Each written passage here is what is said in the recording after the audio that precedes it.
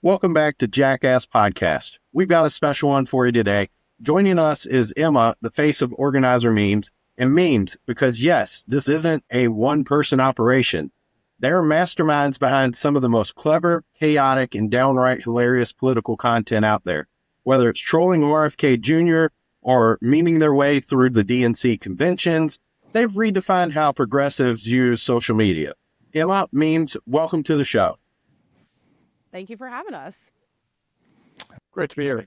We are so excited to have you both because you've definitely made politics fun in a way that also gets results, which is really no easy feat. So let's just start to dive into the questions. Adam, why don't you go ahead?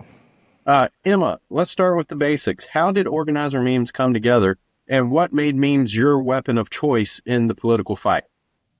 So organizer memes existed before I came to the table.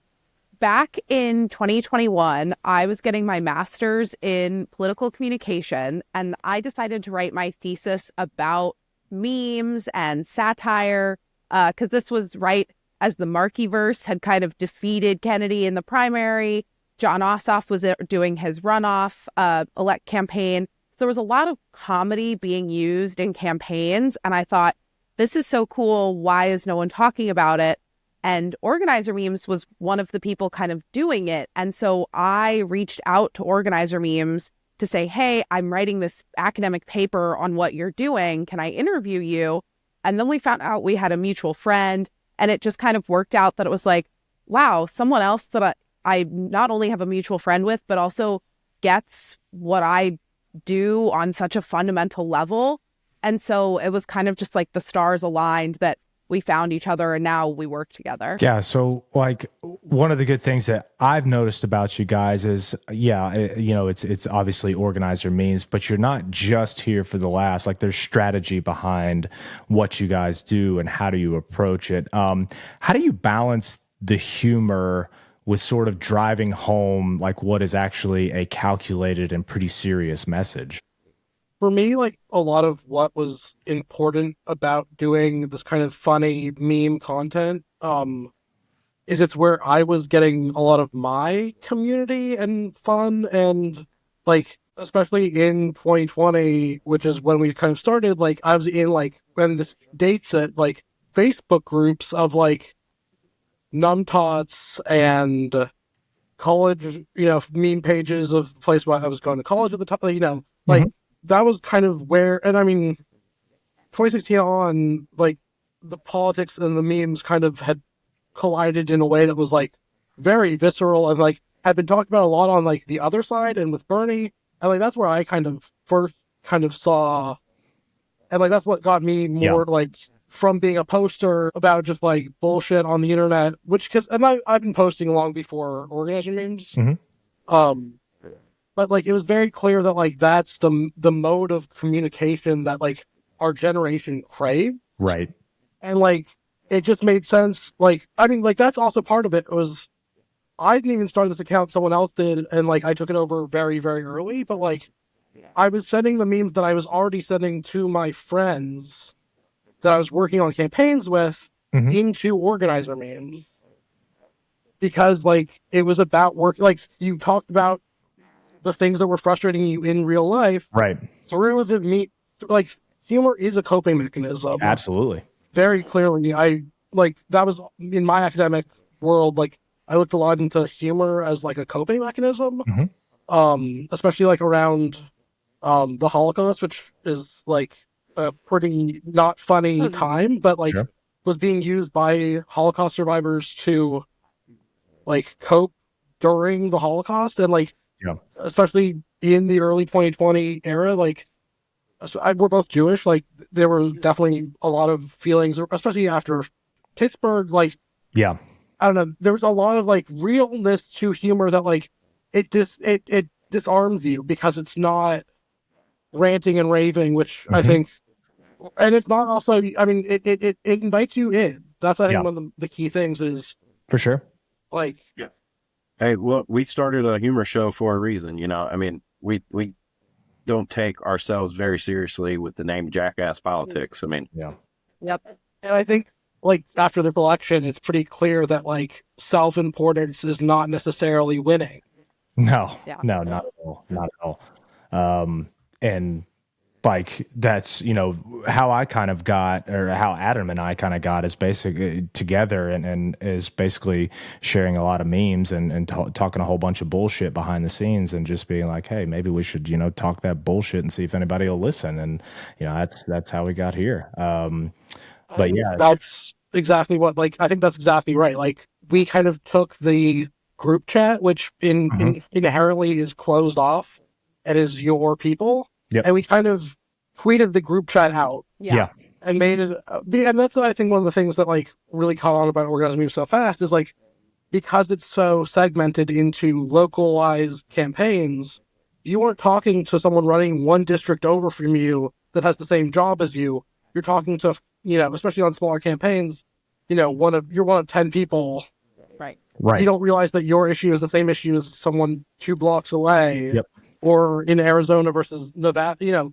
Yep. I think destigmatizing Yeah.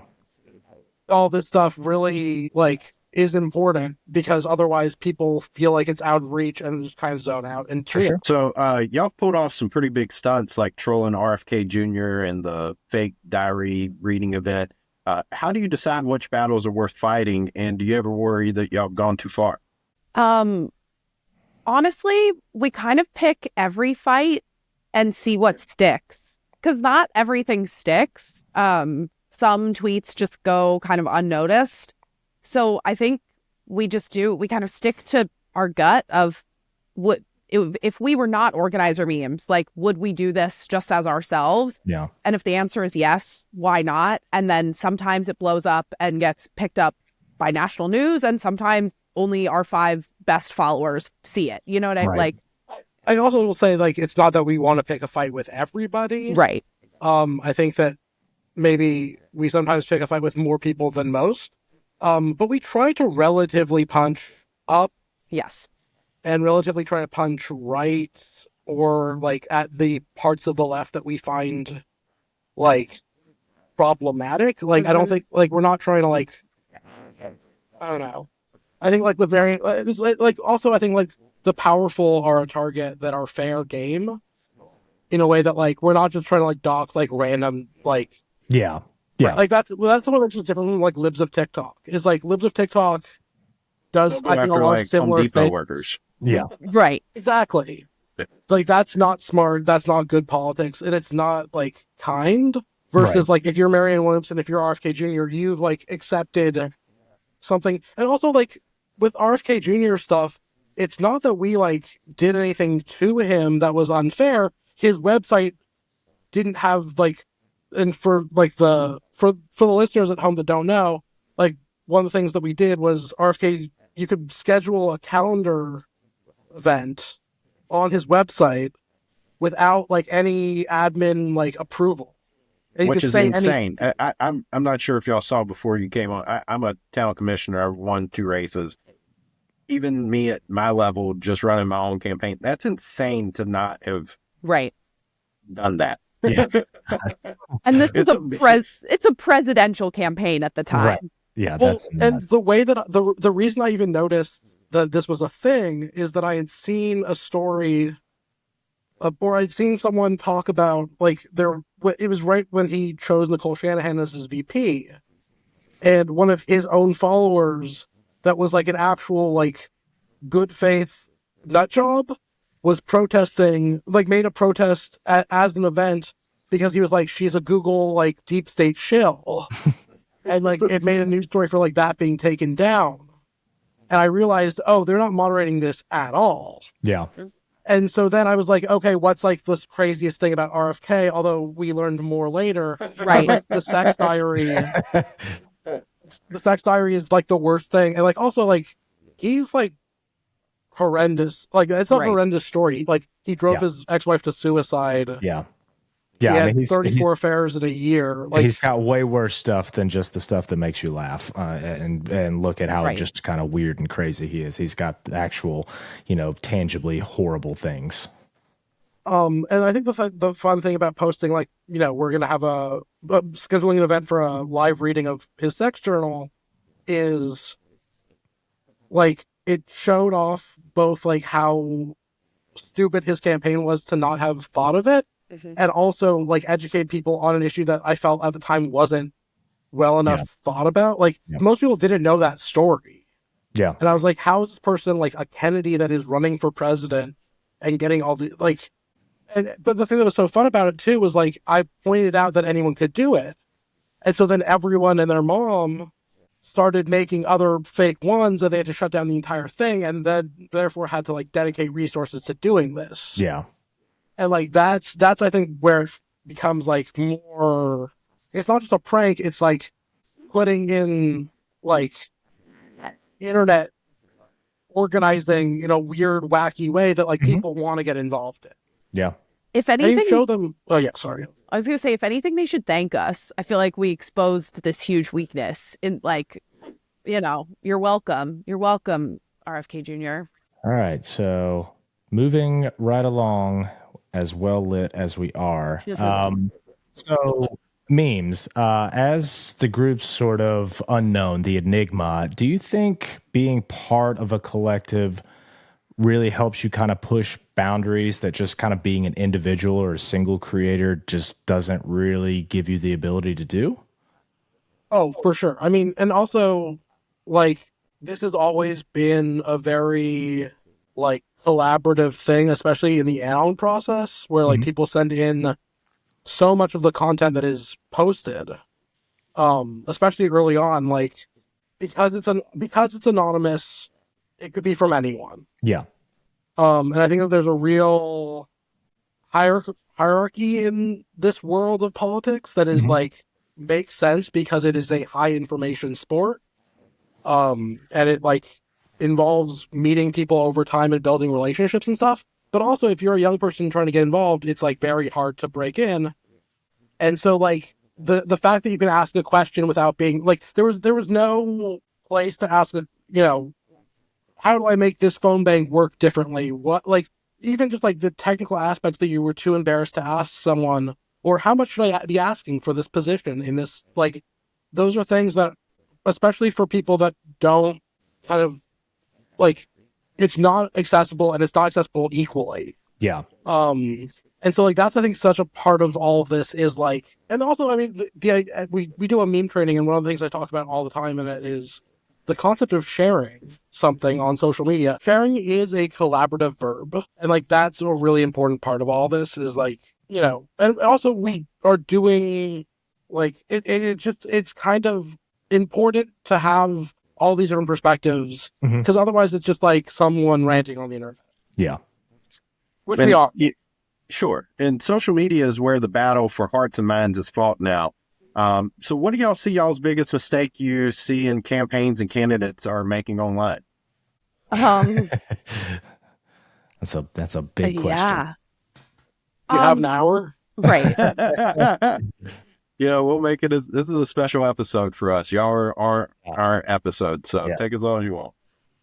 For me, my kind of personally, if I see someone's social media presence and it doesn't feel authentic, I feel like in the past few years, and part of, like, not that it's our fault, but we are part of a growing vibe of you need to be online, and we want people to be online. That's why we do what we do. Right. But then I do think a little bit of, like, in trying to be online, there comes, like, older politicians saying things that don't feel natural to them, or even young uncool people trying to seem overly cool. And it's one of those things where it's like, maybe your vibe is that you're young but nerdy, like, lean into that. And it's like an Andy Kim. Right, exactly. Andy Kim really leans into it well. Jeff Jackson really leans into his, like, I know a lot, I'm going to sit here and tell you. It's like, that's great. That's exactly who you are.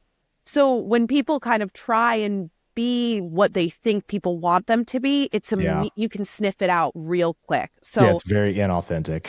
Yeah. So it's not that everyone needs to be online exactly in the same way, but I think your big mistake is being online in a way that isn't authentic to you. Yeah. I agree. That with was one of the things we wanted to nail in this podcast is just Ian and I being ourselves. Like, we didn't want to come across as fake or anything. Yeah. We also hold ourselves to a high standard of truth, and that means being truthful with our audience on who we are too. Right. Yeah, and if we just don't fucking know, we don't know. Exactly. Exactly. I think also like a lot of the ones that have done the best are ones where they aren't traditional. Yeah. I think like Ossoff Warnock was a great example. Mark Evers, they were just like unapologetic. Bernie, I think, like they were just unapologetically them, Yeah. and it worked.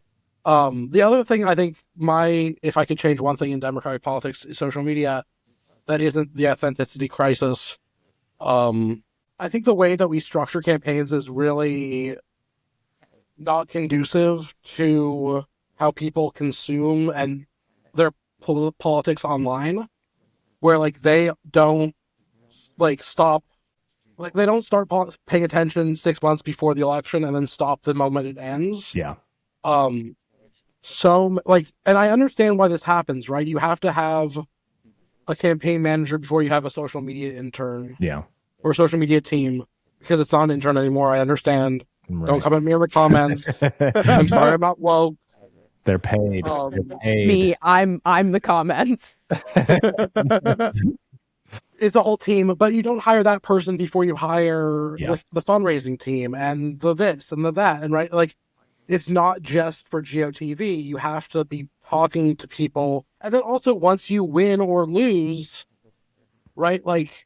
After John Ossoff won, did he keep his TikTok presence? No. Right. Right? Why would you not do that? Yeah. It like, can you imagine how much better off he'd be right now if he had 10, as many, 5 million. Have y'all told his people this though? Have y'all reached out and said, hey, why are y'all not doing this? What people? You fire your entire campaign after it's over. He's got to have. He's got staff, right? But that's the thing is like that's a different entire staff than campaign. Yeah, they're and not he does things. I get what you're saying. Yeah, and I think for him it's more intentional. I think he wants to be taken seriously. Yeah. Yeah. I know Jeff did all his own videos.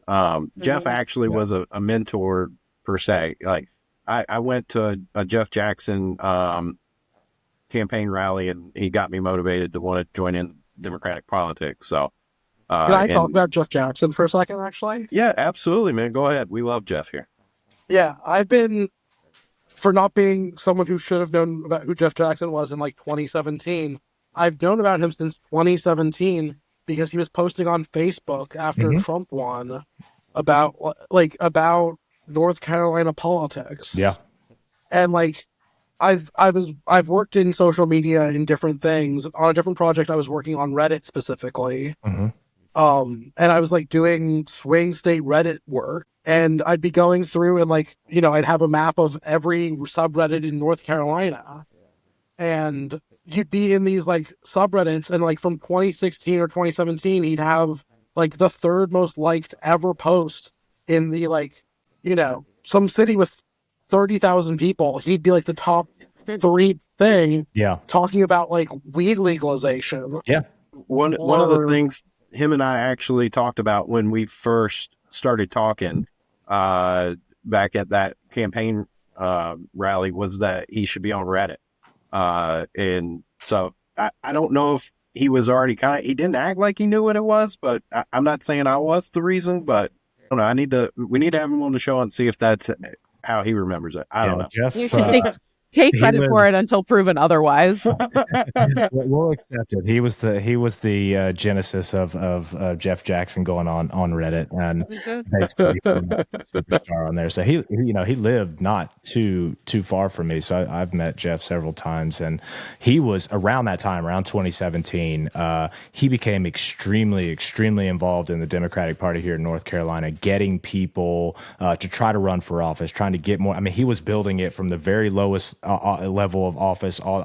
The amount of work that he single-handedly did, not just for his own campaign but for others, is it's pretty remarkable. He's a really good dude. Here's the thing: I don't subscribe to great man theory. Like I think like it's more of a movements and like masses people thing.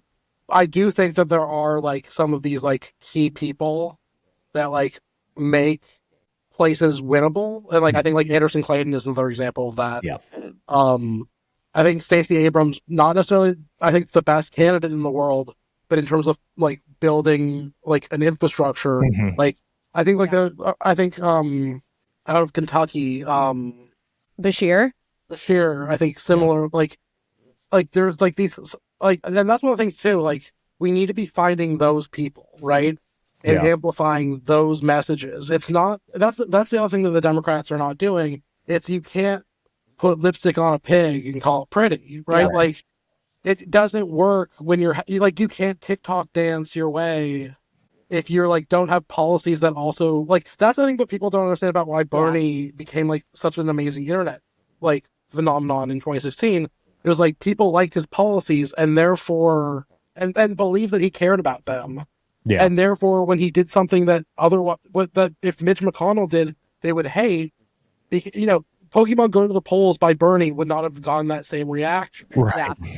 Yeah, I mean, it was I think that goes back to authenticity, though, right? I mean, Bernie felt like he gave a shit in that he was like, you know, screw the rich dudes that are screwing you over. We had, you know, I'm old enough to remember Occupy Wall Street and everything, and I was real wrapped up in that movement when it was on Reddit. You know, and I've talked about the economic angst that people my age still have from that period, right? And I think Bernie kind of tapped into that economic angst that was still there and still exists. So, you know, finding somebody that has that feel about them that they really give a shit about you. It's definitely something that I try to do as a town commissioner. I mean, one of the things I love to do is, you know, I'm sure every small town, you know, we're a town of 55,000 people here in Wake Forest, North Carolina. We have our own little Facebook group for the town. And of course, people want to go in there and complain about, oh, there's, you know, this traffic happening, or, you know, I saw this happen and this government worker did this or whatever, you know, and I'll go in there and let them know that they were hurt. And, you know, I'm not there to fight with them. I'm just, hey, yeah, I got that. And here's what's going on. And, you know, try to either explain the situation or get their answers, you know, that they need. Maybe there's a pothole or something, right? Just doing the simple things, letting people know that they have somebody that actually represents them in office and gives a shit about what they are concerned with. And I think Cory Booker we love Cory Booker. Cory Booker is a great example of like that exact thing when he was mayor. He like went to like people would like tweet at him like this like pothole is not done, and he'd like go and fill it in, which like is so clearly like a good like PR like that's the thing is like this stuff is so clearly helpful when you do it right. Yeah. And like so clearly like creates a hype for your people that you can leverage into real power. And the fact that we just like stop doing it the moment that we win is also like why we don't have like messaging that works. Is like you can't like just being like, we're not going to talk to you and not going to help shape your politics on the off year is like how we got here, very much so. And I think that there's examples on the flip side of like bad ways of doing this. Like I think Richie Torres is an example of how not to do social media, because all he does is like pick petty fights. Politico just published an article about all of the blocking he does on Twitter. And it's just like, you're a public face, you're a person, you're a representative. Yeah.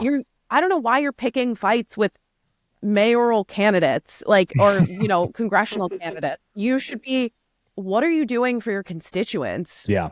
You're out here fighting with people on Twitter when the people of the Bronx probably have complaints that I don't know that you're hearing. You're too busy blocking people on Twitter. Yeah. For transparency, we are those people. Yes. We are blocked by Richie Torres, so like Nice. I did see your post on that. and I also think like it's easy to kind of lean into the internet stuff too hard, and like obviously like we can't say that with a straight face a little bit because we are so hyperly online, but like sometimes also like knowing what actually plays on versus offline is part of that key thing that I think a lot of these candidates do poorly. Is like they're either not online at all and don't understand anything, or it's like they're picking fights with like I think, like, why is Jamie Harrison picking fights on Twitter with people with 20 followers and like no avatar? Yeah. Like, you have a job to do. Right.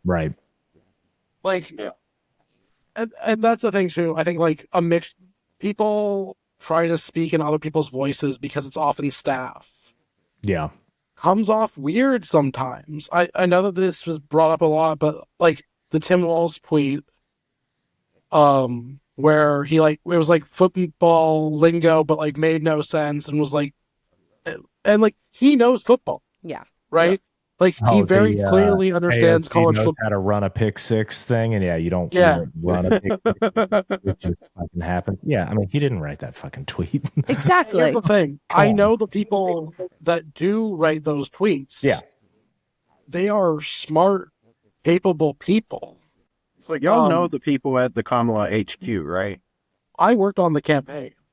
So Ian and I have talked about this, and one of the things, so we all agreed that we should have a, fast action, get it up quick kind of response group, right? However, we also, government institutions are not trusted right now, right? Yeah. And Biden, and then by relationship, Kamala is the government.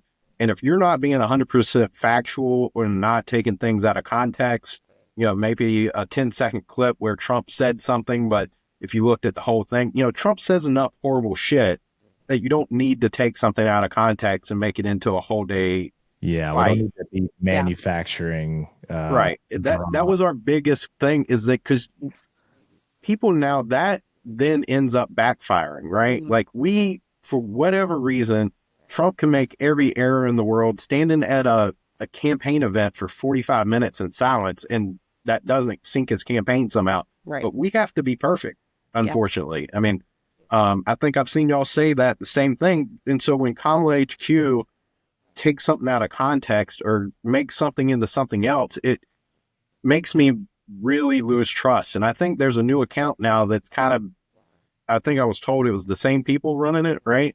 Oh, no? Yeah, it's several of the KamalaHQ people. Here's what I'll say. I think when you are on a campaign, and here I'm not trying to defend these people because I know them and like them, and I do know them and like them. Sure. When you're on a campaign watching 9 hours of Trump clips every day, right? Like I was on the rapid response calendar for the campaign. They were monitoring every interview with every candidate and everything, right? Like when you're listening to that much Trump, Vance, all those other people, they say horrible things all the time. And you're pulling very quickly, you're pulling from something that just happened. There's going to be moments that just sound so bad that you rush to post them. Yeah. And I mean, I think, like, I'm not saying that we shouldn't, like, there was an intentional decision made to not have 12 layers of approvals that I think is the reason that we were able, I think KamalaHQ genuinely helped us, especially on TikTok. Mm-hmm. I think we would have lost more. I think we'd been less competitive. It would have been worse with young people, especially, but like young to middle young people, had that not been as successful as it was. Do you think we saw that in the votes, though? I think we discount how bad things could have been. Yeah. Yeah. Like, and I didn't have view into all the numbers of everything. I think had we not had the Brat Summer, there was a shift. There was a real shift on the internet after Kamala took over. Yeah. Where people were allowed to be excited about the candidate again. Yeah, definitely. I was doing events. I was doing events. I was hyping up. I mean, they had me doing hype events for people they were bussing in. I I mean, So, and I know that everything was terrible, and Adam's like, no, everything's great. This is so much better. And I'm like, no, fuck that. Everything's awful. I mean, it was both, though, right? Right. It was 100%. like we were. I mean, here's the thing: everyone's like, we lost because of this reason, we won because of this reason. No, Yeah. we lose and win because of 1,000 different influences, 1,000 different points of contact. Yep. One issue, who listens to the Kamala's for they, them, I'm for you. Like, that's a different person than the person that cares. Like, there were so many places that people won and lost things. Mm-hmm. I think we retook a lot of the momentum on the internet from where we were a year before. We were never going to win because we had the best posts, though. Yeah. Right? Like, this was an election that was much more clearly won and lost on the fundamentals. Yeah. And I don't think people cared that the KamalaHQ had community notes every 40 posts. Yeah. For the most part, I think the people that really cared are the people that were not undecided voters. Right. Mm-hmm. Whereas I think a lot of social media is also just like group buy-in at some point, and like permission structures to like be excited. And like, that's, I think, where, and here's the thing. I don't know the conversations that went on at KamalaHQ. That was not my team. Yeah. I think that a lot of them, like, also, like, that was a team that was giant, right? Like, there was, like, 20 people doing rapid response across platforms. So, like, an issue that you have with KamalaHQ, I also don't really, I wasn't really paying attention to what they were doing as much because I was working on my own things. Right. But, like, that might be true of one person's job on one platform. But overarchingly, I think, like, the TikTok, for example, I think is one of the best TikTok like programs that's ever been done. And two of the people that are on the new thing that was announced were, like, the TikTok folks. Okay. So I think, I mean, here's the thing. I'm biased because these are people that I genuinely like as people and think are smart and, like, would work with again. I also don't want to be just, like, trashing on the internet, but, like, I genuinely... There's a lot of people I blame for a lot of what happened on the campaign and off. Those aren't the people that I would go after for, not even go after, but like, and I know that there will be discourse regardless because just like, it is a weird time to be a Kamala veteran. Mm-hmm. Yeah. But that's the thing I think is so hard is there were so many good people on the campaign. So especially at the lower levels, like me. Like, I was not, like, in charge of stuff. I was, a ton of people did a ton of good work. Sure.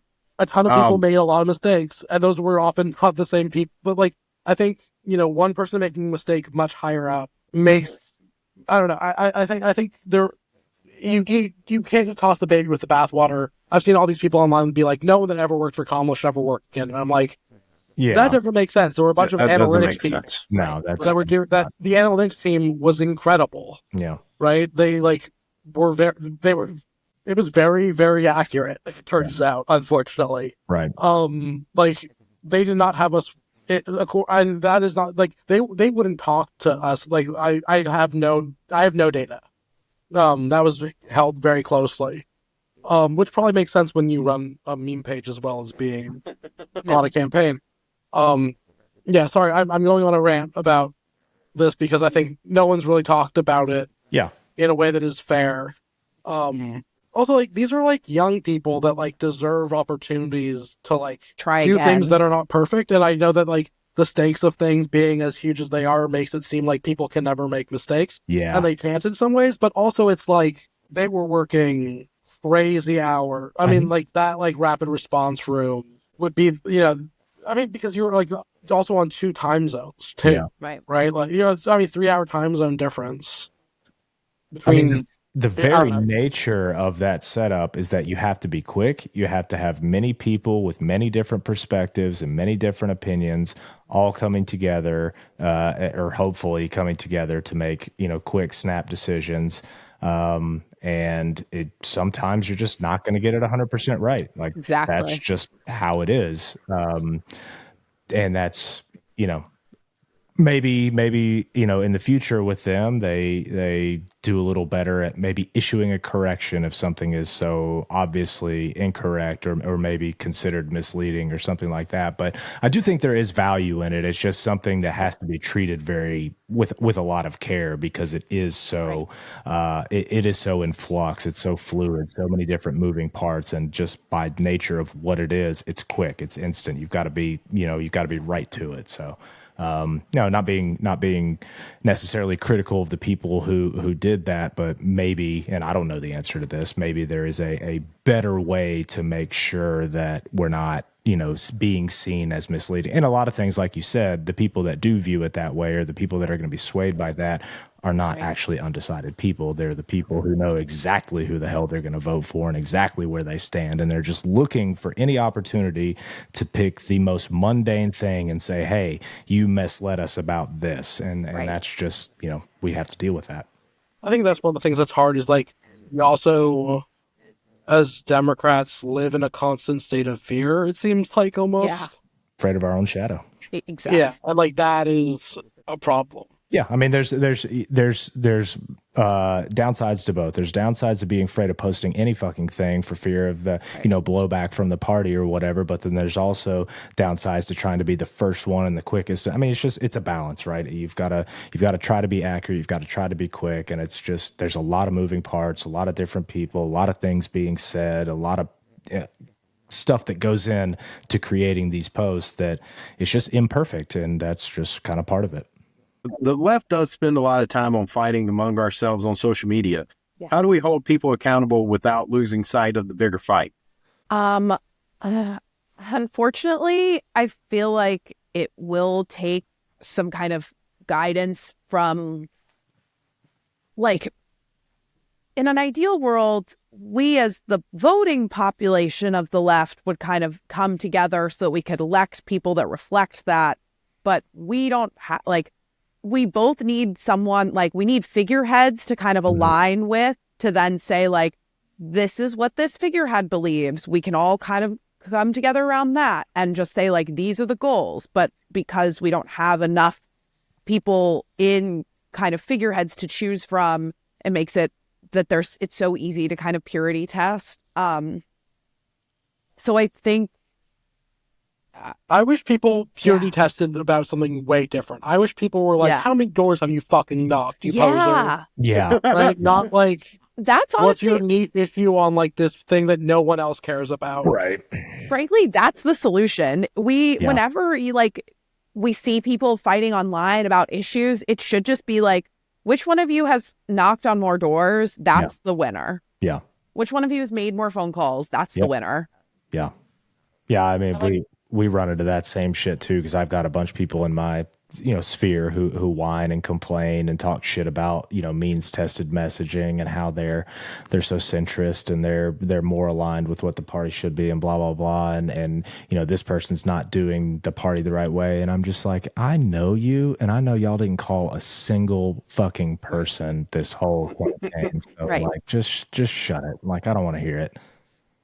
Like, if you are spending that time, like, if you have done all of that work, like, I've knocked on every door, I've petitioned for this issue, and still no one will listen to me about minimum wage. Like, yes, go off on your minimum wage issue because you've done the work. But like, go for it. Like, but if you have done nothing but sit behind a computer, I actually don't want to know how you feel about the immigration situation we're in. Like, I also once done anything to help people, migrants in this country. I don't care what you think about them. Yeah. It also, like, isn't conducive to, like, winning. Right. No. Like, just because you've made the other people that are in your, like, 1% book club of leftists, like, happy with your exactly perfect take on every issue. Yes. Like, it doesn't actually help at all. Nope. Because you, like, talk to, like, the people around you. Like, that's one of the things was, like, I think so much of my politics is based on the fact that I was just talking to, like, disaffected voters in a, like, Rust Belt community for so much of my political education. And, like, it was like, okay, like, some of this stuff, like, you have to, I don't know. Yeah, same. I went to undergrad in the Hudson Valley. I'm from New York City, but then going to school in the Hudson Valley, it was like, I got to see, like, oh, I'm still in New York, but it's a very different New York. I'm meeting like farmers. I'm meeting people who own weapons, like, and are like, I own a gun. And it's like, oh, okay. We have the same state on our licenses, but we are living very different lives. Different space. And so kind of seeing like, while we vote for the same governor, but we are doing it for very different reasons, it forced me to expand, like, what do I think about gun ownership in this country? Like, what does it mean to have, like, I believe in means testing anymore? To a certain extent, no. Like, seeing different like, I don't think you should have to work to, like, you know, all of those things. Like, I also think that if we had mandatory retail service, or instead of having to serve in an army, I think in the United States you have to serve either as retail or like food service. Something like, actual customer based. Yeah. Right. Where you have to interact with other people. It totally changed. Like, minimum wage should be $30 everywhere in the country. I don't care what and just interacting with different people in these different ways and being forced to see outside of my bubble, just instant, like, I know I'm never going to have the perfect take because I've met too many people with different takes, but we get it, like, not horseshoe theory, but like, we agree on, we're coming at it from different places, but we came to the same conclusion. Right. And so, I mean, the Democratic Party is a big tent, though, right? Yeah. You got folks like E and I, we're moderates. Then you have people like Zoran Mamdi, I think I'm pronouncing his name right, that's running. Yeah. But I know that y'all supported him, or at least put a link on to him from running for governor, I think, or no, mayor of New York. Yeah. How do we keep the coalition together when our economic beliefs are so different like that? So I kind of, if I could answer both this question and what we were just talking about in like 1 minute. Go ahead. I remember in 2018 knocking doors in the Rust Belt area. Don't want to dox myself by going into specifics, but it was like a rural suburban kind of town that I was knocking doors on, and I was being driven door to door by a retired Teamster, like this, like, old kind of like drank and drove, like, guy, you know, he like white dude, from like pretty rural area, like halfway through the campaign, like halfway through like a shift, he was like, "I'm getting a drink first," and I was like, okay, and so we went to a bar, and he like had 2 beers and like kept going, and we were talking, and like very different people, very different backgrounds, and he told me that he was a he was a Bernie Trump voter in 2016. Okay. And then he was 2 years later back on a Democratic campaign, driving me door to door for a week because he had nothing better to do, and his union supported the candidate, right? And I was like, how does that work? And it was just like, he liked Bernie, he believed in Bernie, he didn't like Hillary, he didn't believe in Hillary, he wasn't so sure about Trump, but he didn't like Hillary, and he knew he didn't like Hillary. And his union told him to like this Democrat, and brought the Democrat to the union hall, and he liked that guy. Like, it's not as like, oh my God, what's your thoughts on like Medicare for all? Although like I have very strong thoughts on that, and like we need to be doing good policy when we actually have power. But it's also about like just showing that you can. It's fucking vibes, man. It's such vibes. It really and is. Like, I think Trump has weird vibes, and he is able to benefit from that. Yep. So heavily. Yeah. Yeah, that's definitely a spot on, because and that kind of sort of leads us into kind of the next question, because so basically what the next question is, there's a split between incremental process and like a full-on revolution when you're talking about policy, and like you talked about Medicare for all. If you want to go single payer system or something like that, it's difficult to say to somebody who is a moderate like myself, but I also believe in single payer. But then I know a lot of people around here who are, okay, well, that seems like a big step, because they hear the big S word, socialism, when it comes to that, and they think, oh shit, that's scary. I don't want to go that full. But at the same time, it's to me at least, it feels like not taking those big steps just leaves you open to then just having a backtrack. If you try to just put in just a little bit at a time, the next time the Democratic Party is replaced by the Republican Party or something like that, that it just gets undone again, and you're back to square one, and you never got anywhere. How do you guys think, how do we focus our message? So it's like a two-part question, basically. How do we focus our messaging on capturing the people that feel more moderately about this, for the people that want the more progressive policies? And which way do you prefer? Do you think we just go all in? And obviously it's going to be policy specific. This is not something that's a one-size-fits-all approach for everything. But how do you guys feel about that? I'm very curious. It was like the only thing I agreed with him on in the 2020 primary. Pete Buttigieg was really riding this, single payer healthcare for anyone who wants it. Mm-hmm. And that I thought was brilliant, because it is all at once, but it's all at once with the thing you already know. And the idea was like, we put it out all at once, giving people the option, and eventually everyone's going to want to do the government funded one because we're going to make it the more desirable option.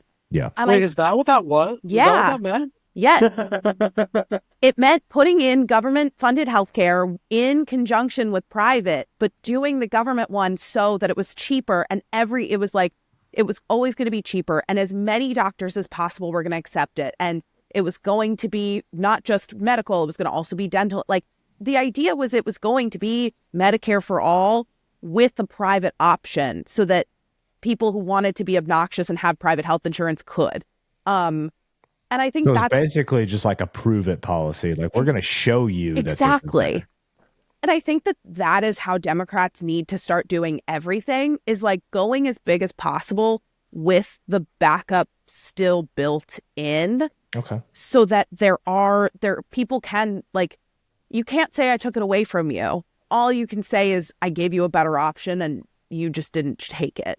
So I think anywhere you can put that model, we should, because it also leaves less wiggle room for it to be undone. Yeah. My thing is, I totally agree with everything Emma always says all the time. First of all, but uncritical support. Thank you. Or critical support. Both uncritical and critical support. I think there's also like a utopian thing that we've got to get going. Specifically, like, if I were in charge, the way I'd frame all this would be like, where do we want to be, right? Like, what does the world look like if the policies that we are proposing are in place? How does that make your life better? Yeah. Right? If you can show someone, okay, like, you're going to be paying less because you're being screwed on healthcare, right? Like that, we're going viral right now about like the Red Note or whatever. I like posted something where like someone on TikTok was saying that someone on Red Note was like, "Oh, I wasn't sure if like you guys paying for ambulances was like our government's propaganda or not." Yep. And it's like, that's bad. Like, everyone knows that it's crazy. Everyone should understand that it's crazy to spend thousands of dollars with insurance in a medical situation when it turns out no one else does that. Yeah. Right? Exactly. Like, that's where I think showing people, instead of being like, we are like policy people, be like, we're fighting this thing. Right? And maybe that's how you have to frame it, is like, I also think like anti-corruption is really in right now. Mm-hmm. Yeah. I think that's a big kind of way of being, like, that's one of the things that's so hard about winning power as the left is like, how do you both be like, the power is bad, and also then take power and do something with that. But I think like if you say and give a broad like, here's how I'm going to fix these problems in your life, like fixing the potholes is part of this whole thing. And I know that like everyone's like, oh, because Biden did all these things that were helpful and it didn't work, like we should never do it again. I'm like, no, first of all, actually you should be good at governing, regardless of whether you're like politically rewarded for it. Right. But two, it wasn't that he did things that people didn't like. It's he did things that people did not know about. Didn't know. Yep. And also like he did things in a way that did not like fundamentally shift things for people. Mm-hmm. Right? There's especially like the world just feels like it's getting worse. Yeah. Right? Like I and maybe I'm just depressed. I kind of want to pivot on what you were talking about there, what you were both talking about. Not really a pivot, but kind of a slight shift based on that. So sketching out a roadmap. So obviously midterms, we're looking at 2026. So sketching out a midterm roadmap for the next 2 years. And we talked about obviously, policy, putting that forth and doing policy for policy's sake, not because you should be rewarded, all those things like that needs to be what we do. We need to be this, the successful party that gets shit done. Yes, we should do a better job at messaging the shit that we get done and making sure people are aware of it. But like what do you think Democrats should prioritize in order to start winning? Because you can't govern if you didn't win. So how do we what do we prioritize to start winning in 2026 and then hopefully obviously carry that over to 28?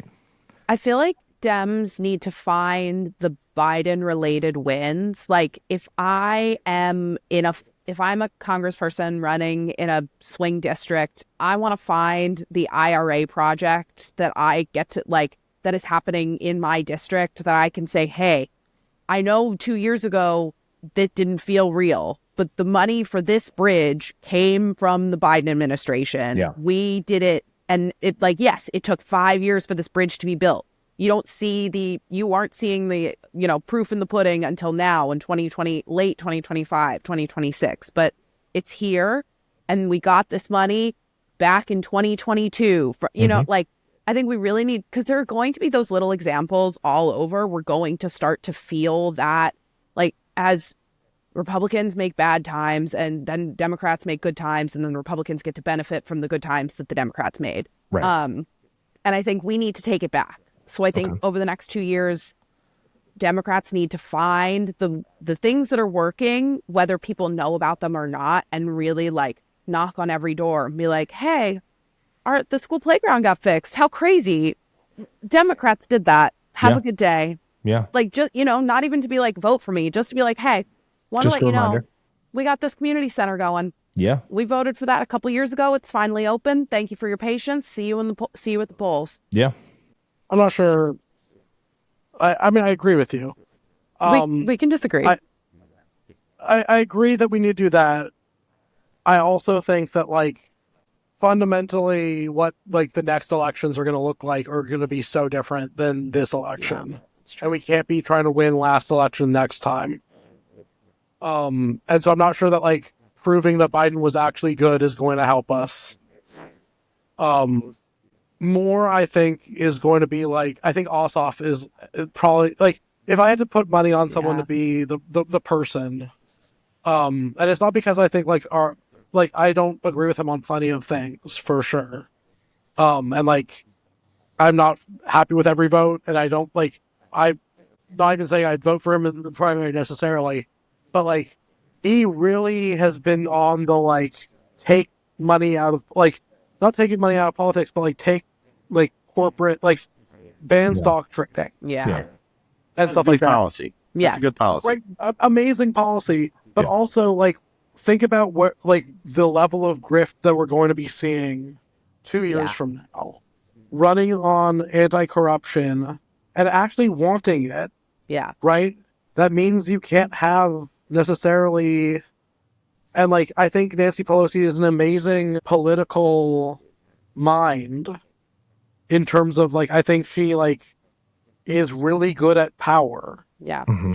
And also her being associated with stock trading is really bad for Democrats. Yeah. Yes. Horrible. I mean I see ads all the time that are like join my stock thing that like Tracks your trading. perfectly pairs with her Right. things because she's making so much money. Like, how is that even possible that we are like how are we going to be able to? And it's not just her; it's so many of these people. Oh yeah, of course. How are we going to say we're fighting for you when they're going? And it's also like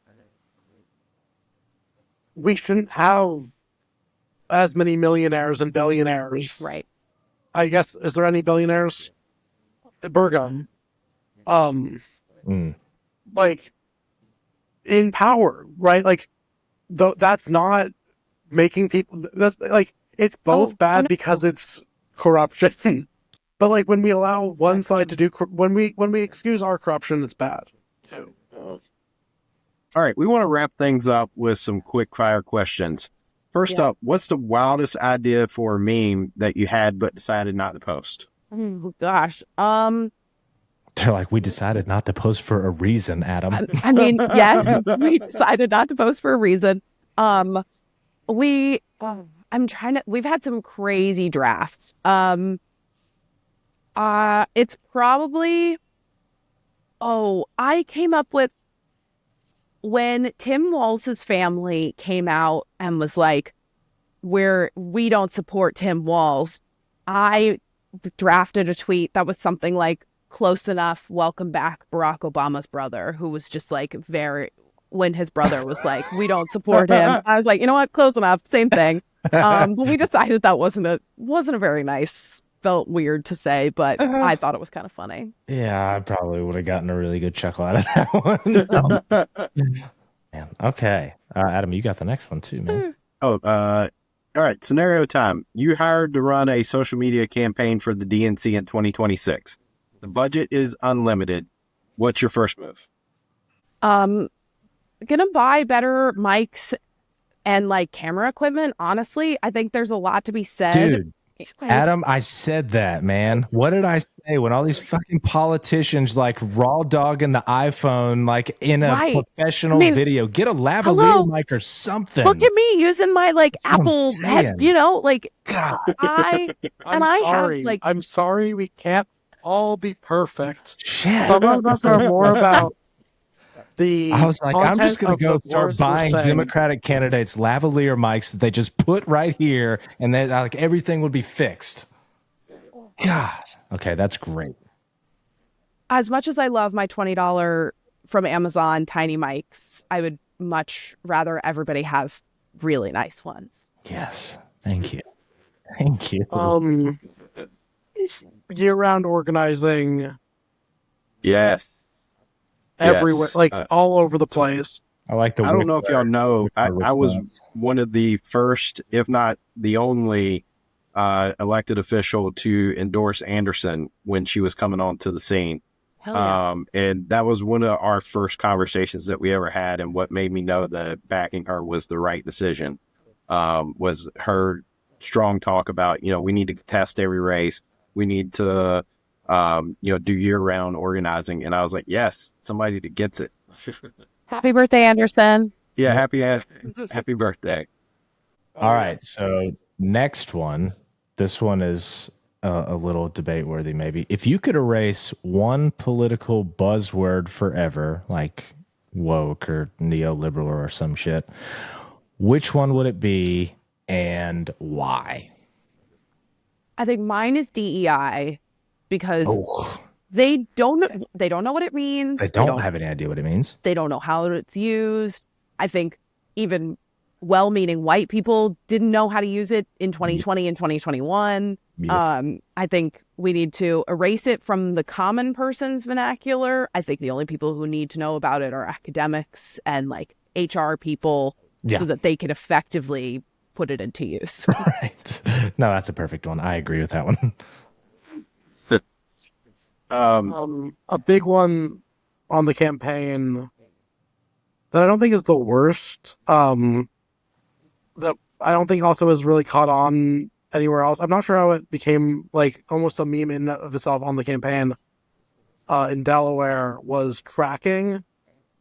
So you'd be like, it'd be like basically like confirming that you heard and were on top of what the person had said. And like, are you tracking this? And they were like, yeah, I'm tracking.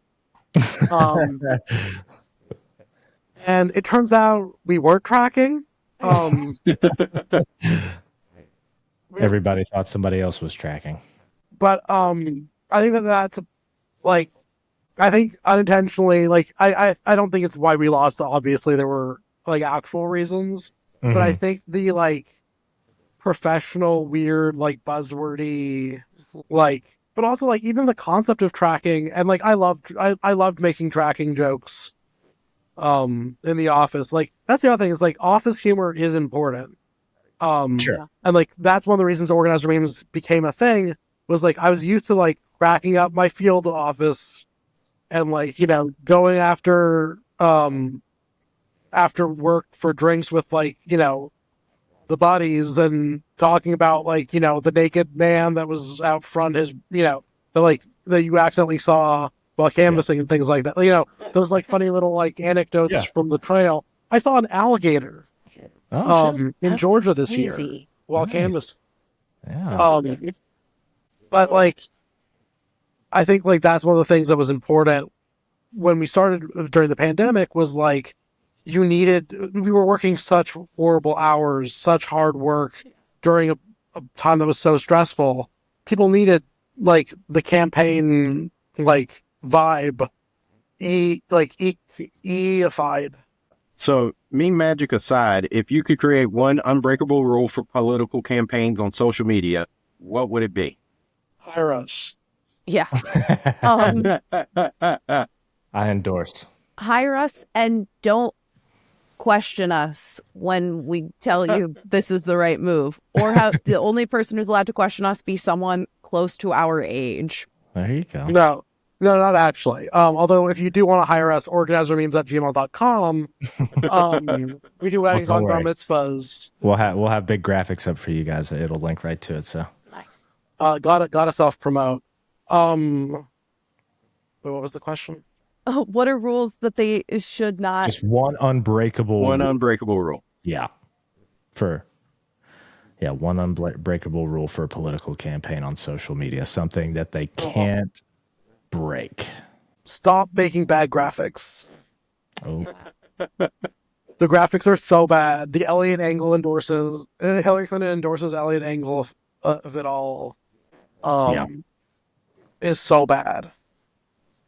I would say stop posting in conjunction with the graphics thing. Stop posting a generic graphic for every holiday.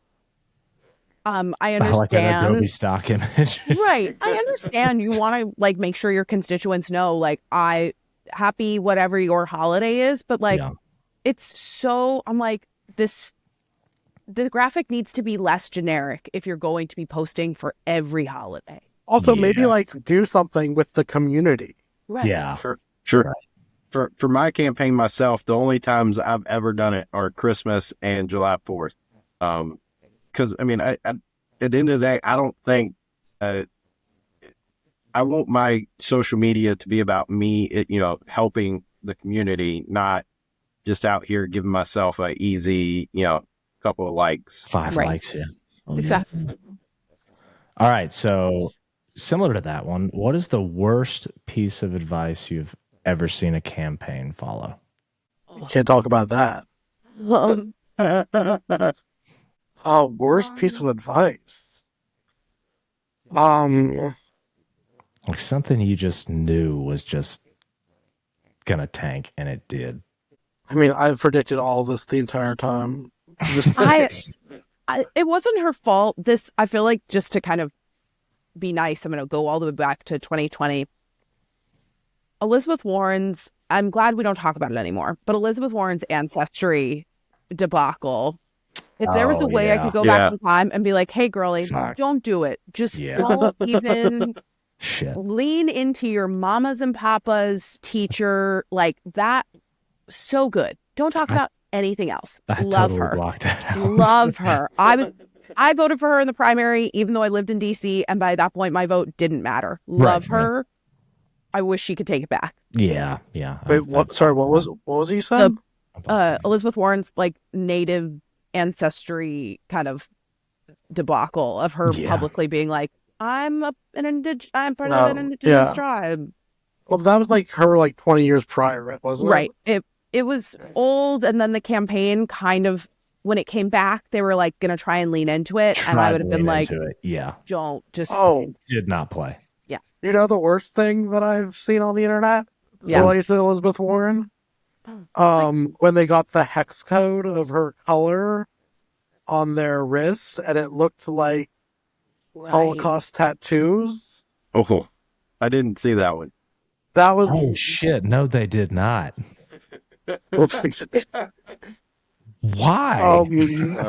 The Warren Democrats, we're so smart. Problem as like someone, I really do consider myself we're so smart, maybe too smart for our own good, and that's the problem. Ass motherfuckers.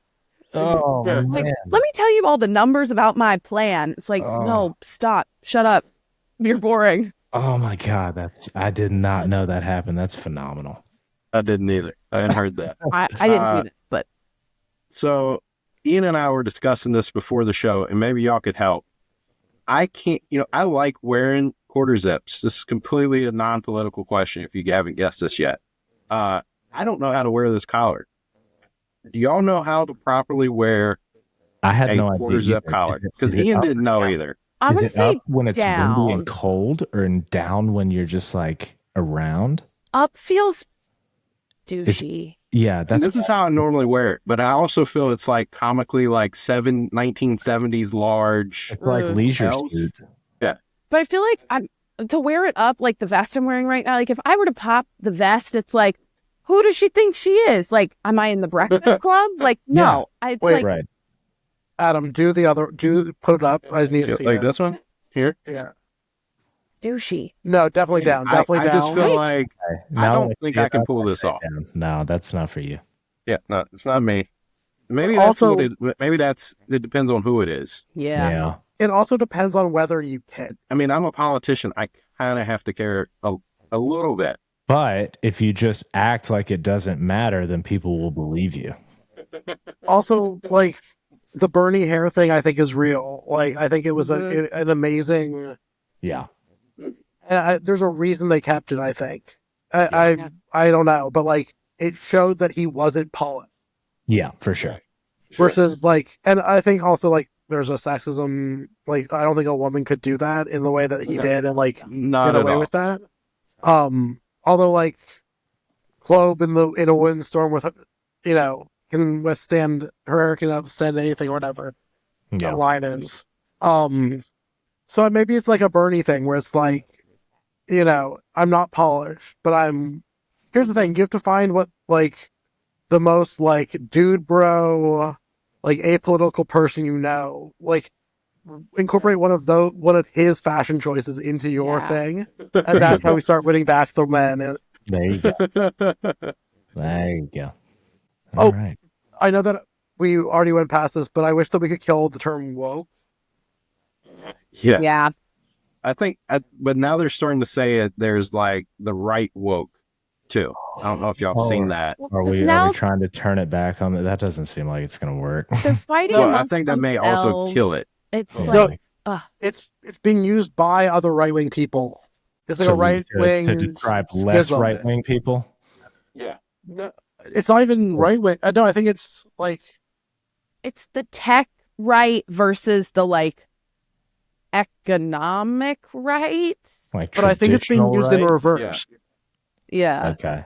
Okay. Maybe that will sufficiently kill it.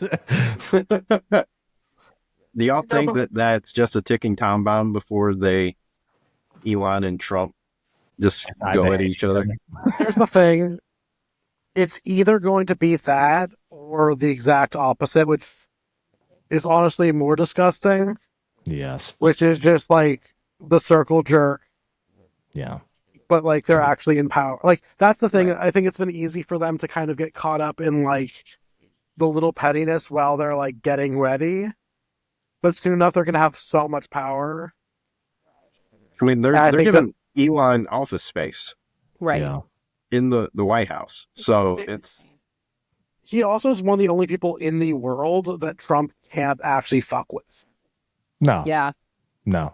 He's he bought his way into that campaign. He's in that administration, and he's gonna win that. It's whatever Elon wants, really. He's Well, gonna win that. I would say, actually, not to disagree. I think there is a way that Trump can fuck with Elon, and that's why the HB1 visas are so important. Like, I think Trump, as the president, can very easily fuck with Elon's business, and that's why Elon is so kind of mutually assured destruction for both, right? Yeah, there's got to be something said for Trump presumably being done, and like he doesn't like what's going to happen. What's Elon going to do? Trump's done. He's not going up for re-election again. He doesn't give a fuck about anybody coming after him. So maybe he could. Maybe he could. Here's the thing. I'm actually really scared of a lame duck Trump because it's terrifying because he's got absolutely nothing to lose. His internecine brand of politics shows that he has no qualms about just leaving everybody behind him burning. He just does not care. And Mike Johnson just going along with whatever Trump wants now, removing the guy off of the intelligence. I mean, he didn't remove him as the chair. He just totally kicked him off the whole committee. And that's just, it's brutal and it's scary, honestly. Mike Johnson is doing things that I don't understand. Mike Johnson's campaign tirade against proxy voting, insane. When he is one of the highest proxy voters in Congress. Right. Also, you have a one-seat majority, though, right? Yes, it's 100% a war on women and disabled members. But it's also like you have a one-seat majority, you fucking idiot. You right. Right. Like, there's a reason that no one actually had ever heard of him before this. Yeah. And the reason that he was able to be the only person in power was because he had never done anything. Mm-hmm. Yep. And like that, I think is like. But here's the thing: the position is cursed. Yeah. Like, because there is no such thing as right-wing policy anymore. It's just a collection of like dumpster fire, issue of the month. It's like Defense Against the Dark Arts. I was gonna say exactly. I think we've tweeted that before. Y'all talking does about no what game. you tweet.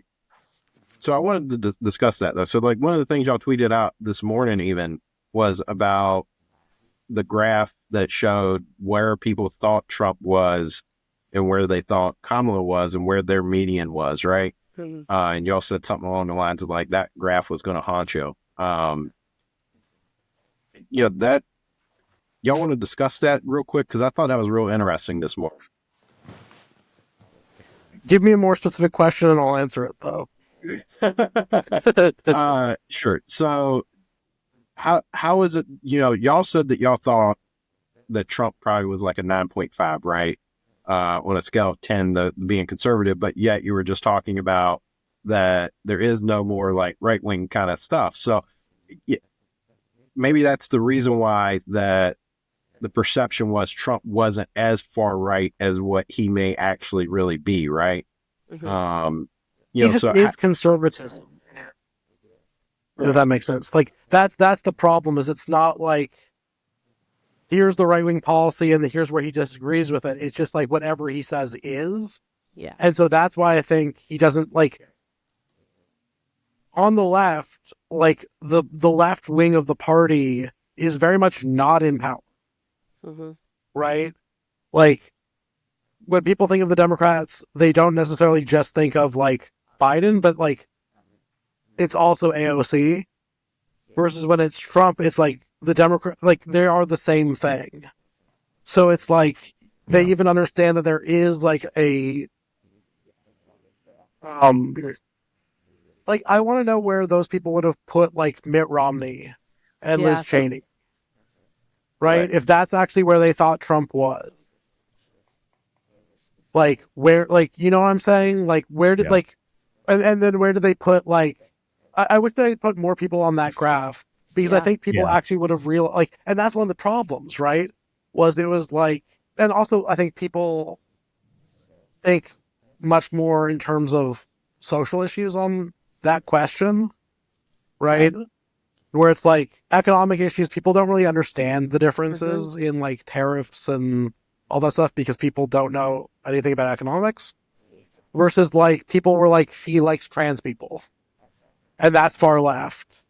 As opposed to like hating immigrants is not far right because it's just all the right. I don't know. Right. Yeah. It's also old versus new, I think, is a huge part of it, right? Sure. Like back in my day, we didn't have trans people, but we did have racism. Right. Well, Emma, memes, y'all have been incredible. You're not just making us laugh. You're showing us how to win in a space that's only getting more important. Where can folks follow you and support you with what you're doing? We are on almost every social media platform, probably all except Facebook, as @OrganizerMemes. We have a Patreon that you can join if you want to support us financially, because we're going to keep doing this anyway, but it would be really nice if we could pay bills at the same time. We have a Patreon, Organizer Memes. We're going to be launching our own website coming soon, so you can find out more. OrganizerMemes.com. OrganizerMemes.com. Right now, you'll go there and it'll be locked, but soon it'll be unlocked. Awesome. And if you want to get in touch with us, OrganizerMemes@gmail.com. We also will be, Emma will be in person at Roots Camp. Emma, do you want to talk a little bit more about Roots Camp, our sponsor? Yeah. So I'm going to be at Roots Camp, and Roots Camp is a 3-day kind of conference that's going to be in Baltimore, and there's going to be panels full of different kinds of people in the left world of politics. So you get to talk to data people, campaign people, finance, comms, we'll have consultants, we'll have some electeds. If you are someone who wants to do what we do, who wants to do what Adam does, Roots Camp is a place to go and learn more. If you feel like I want to get involved, but I don't have the skills, Roots Camp has the people who can help you with those skills. So Roots Camp. That's awesome. Yeah. And there's scholarships available. There's scholarships available. So nice. if you can't get there on your own, please apply for a scholarship. And it's run by Gain Power, whom we love. Awesome. Y'all should go, by the way. Yeah. We'll have to discuss that one, sure. Yeah, that would be really cool. A lot of people to interview. And when is that, and how can they sign up? It is February 6th, 7th, and 8th. And if you go to rootscamp.com, that's all.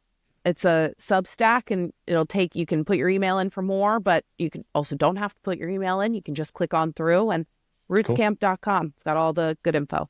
Awesome.